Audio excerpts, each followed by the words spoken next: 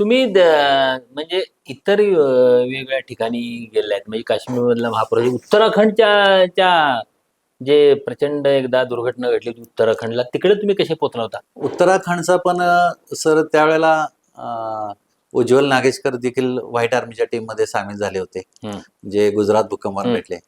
आणि म्हणजे ढगफुटी झाली होती, मोठी ढगफुटी दुर्घटना घडली होती त्यावेळी.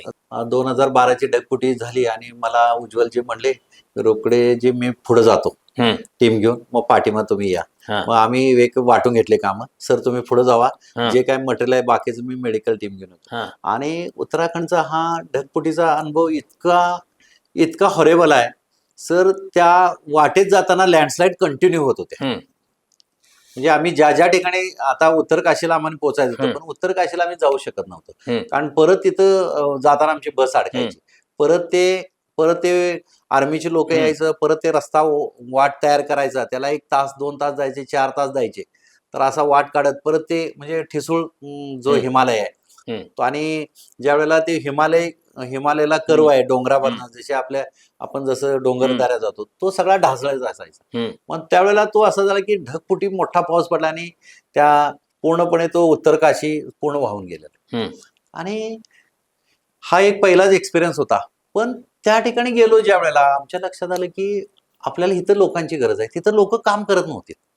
सगळी लोक गप बगले असलेले लोक अडकलेले असायचे, जनावर अडकलेले असायचे. ते मृतदेह काढणे, जनावर सोडवणे, त्यांचे घर स्वच्छ करून देणे, त्या लोकांचे काही साहित्य हुडकून देणे, प्रशासनाला जाऊन आम्ही मदत करणे. प्रशासनाकडे पण अशी टीम नव्हती.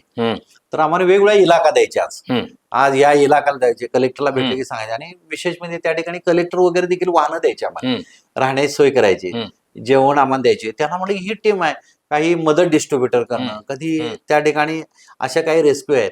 तर काही मला वाटतं की 2013ला परत ढगफुटी झाली, त्यावेळी चारोधाम पूर्ण पाण्यात हे होतं. त्यावेळेला आठवते की आसीगंगा नदीवर, तर आसीगंगा नदीवर आम्ही एक साकव बांधलेला आहे.